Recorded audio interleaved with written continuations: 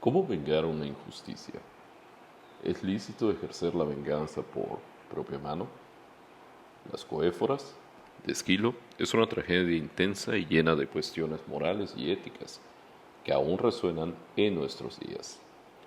Las coéforas es parte de la trilogía conocida como La Orestiada, la cual su primera parte es la tragedia Agamenón, de la cual ya te platiqué en otro video. El poder argumental de las coéforas está en las dudas y acciones del protagonista, que es Oreste. Como recordarán, Agamenón había sido asesinado por Clitemnestra, su esposa y la que fuese madre de Electra y Oreste e Ifigenia. Ante el asesinato del padre, descubrimos que Clitemnestra tiene un amante, Egisto, quien toma el poder y destierra a los hijos, Orestes y Electra, ya que Ifigenia fue sacrificada por Agamenón, pero ese es otro cuento, o más bien otra tragedia. El caso es que las coéforas trata de cómo después del dicho regicidio, Orestes y Electra se reúnen con la intención de vengarse de su madre y de Egisto, el amante de ella. Sin embargo, ¿cómo lo harán? Ya que se trata de su propia madre. Aquí surge el primer dilema entre personajes y público. Si bien el crimen de Clitemnestra es grande, ¿cómo los propios hijos pueden o deben vengarse? Para Orestes y Electra, las acciones de la madre deben tener un castigo, pero evidentemente la pregunta aquí sería ¿cuál y en qué medida? Frente a la tumba de Agamenón, Electra reflexiona junto con el coro sobre qué venganza debe llevarse a cabo. Por cierto, el nombre de esta tragedia se debe justamente a dicho coro, conocido como las coéforas, que es un grupo de esclavas que sirven al rey. Pero una vez asesinado terminaron expulsadas y ahora sirven a Electra y a Orestes. El dilema continúa y Orestes recuerda que dictan las leyes. Y te leo directamente lo que dictan las leyes. Dice: pero es ley que las gotas de sangre vertidas por tierra exigen otra sangre. Homicidio, grita la Erinis, que en nombre de las primeras víctimas envía calamidad sobre calamidad. Entonces, la ley es bastante clara. Orestes debe asesinar a su propia madre. Como te podrás imaginar, Orestes tiene dudas porque, por otra parte, otra ley establecía que el matricidio era el peor delito posible que se podía cometer en la antigua Grecia. Claro, no era para menos. Pero entonces, ¿qué debe hacer Orestes? ¿Cobrar venganza o dejar el crimen impune? Ante estas reflexiones, el dios Apolo le aconseja que haga cumplir la ley.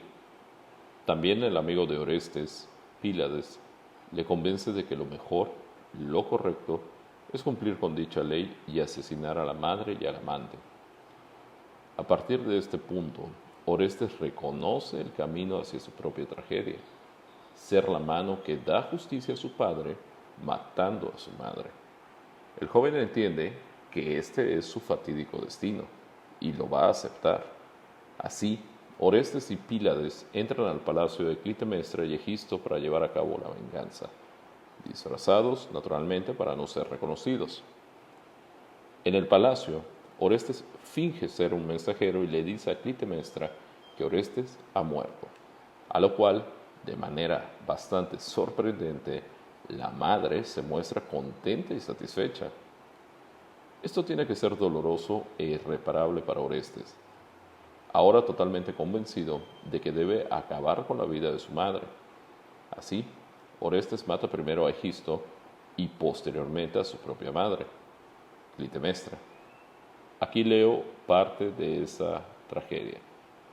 Clitemnestra dice: mira, guárdate de las perras vengadoras de una madre. Y Orestes contesta: ¿y cómo huiré de las de mi padre si renuncio a ello? Clitemnestra le responde: pobre de mí, engendré y nutrí esta serpiente. Y finalmente Orestes le contesta: ah, qué profeta tan verídico el terror que te inspiraban tus sueños. Mataste a quien no debías, sufre ahora lo que debía ser. Así, la venganza, el asesinato, se consuma y Oreste huye del palacio, acosado ahora por las furias, las cuales son invisibles a todo mundo salvo para Oreste y son una metáfora de la culpa por el crimen que acaba de cometer. La parte más intensa de la trilogía de la Orestiada llega a su fin y definitivamente, y bajo mi opinión, es justamente las Coéforas. En esta tragedia tal vez no hay mucha acción como la hemos visto en otras tragedias, pero lo que sí tenemos y tenemos bastante es un dilema de características morales y por supuesto con implicaciones éticas. Entre los temas principales de las Coéforas encuentro dos que son muy importantes. El primero de ellos es el duelo de Oreste y Electra por el asesinato de su padre. Es claro que ambos han perdido no solo la herencia y los privilegios del palacio, el hecho de ser dos niños que viven muy bien en un palacio y que por supuesto algún día heredarán el poder del padre, sino también el amor del padre mismo. Y esto los deja en una orfandad, pues, pues la asesina, que es la madre, Clitemnestra, ha sido trágicamente la vengadora del padre, ¿no? Electra no tiene duda que la venganza se debe llevar a cabo, pero Orestes, que es quien tiene justamente que empuñar esa espada en contra de su progenitora, es quien más va a reflexionar sobre la licitud de esta ley. Y ojo, es una ley divina la que dice que tiene que ser esta venganza. El segundo tema y central de la tragedia es la justicia y sus dualidades. Para Orestes es claro que la justicia es asesinar a quien asesinó a su padre, algo así como un ojo por ojo. Pero eso es una contradicción, pues otra ley sanciona matar a la madre. ¿Ves el tema? El autor de esta tragedia, Esquilo, nos habla de que las leyes dictadas por los dioses en la antigüedad tenían lagunas legales, diríamos hoy en día, o como mínimo, contradicciones. Al final, Orestes resuelve vengar al padre y será juzgado por ello, pero las leyes divinas no le auxilian. En cambio, la tragedia vira hacia la reflexión humana, es decir, la tragedia es una constante interrogante a quienes la leemos o vemos representada, de cómo impartir justicia en un sistema punitivo. Así, Oreste es ejecutor de la justicia, pero al final de la tragedia queda como culpable de uno de los peores delitos que se podía cometer, el matricidio. Orestes acepta, como parte de la caída trágica del héroe, que su destino es ser la espada que imparta la justicia y que los tribunales divinos no serán los mejores para juzgar este caso. Esta tragedia se relaciona con la actualidad porque las coéforas, es decir, el coro que representa al pueblo, somos nosotros. Cuando ocurre un sonado crimen en nuestras ciudades o en nuestro país, todos tenemos una balanza moral que inmediatamente juzga la dimensión de lo que es justo e injusto, según sea el caso. Si bien las leyes existen, supuestamente, para permitir o prohibir alguna acción de los individuos con el objeto de regular la conducta humana y lograr una convivencia armoniosa dentro de una sociedad, la realidad es que las cárceles, al menos de mi país, están llenas de personas que no necesariamente han cometido una injusticia. Y ojo, cuando hablamos y tenemos que distinguir, lo hacen las coéforas de Esquilo, distingue lo que sería un delito de una injusticia, porque se podría no haber cometido un delito y sin embargo ser una persona injusta, y viceversa.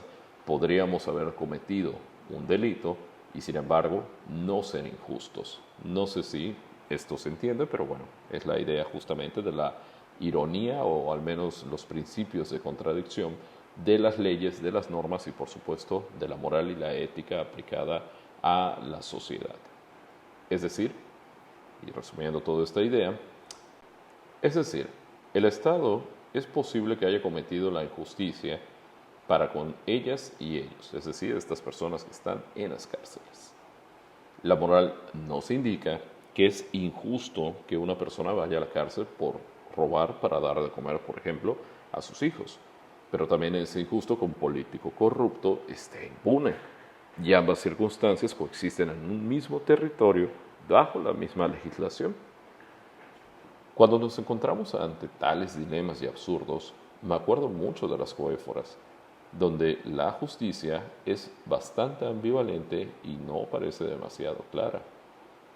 Sin embargo, en la tercera parte de la trilogía de la Orestiada, las Euménides, te contaré cómo concluye este conflicto y quiénes llegan a impartir justicia.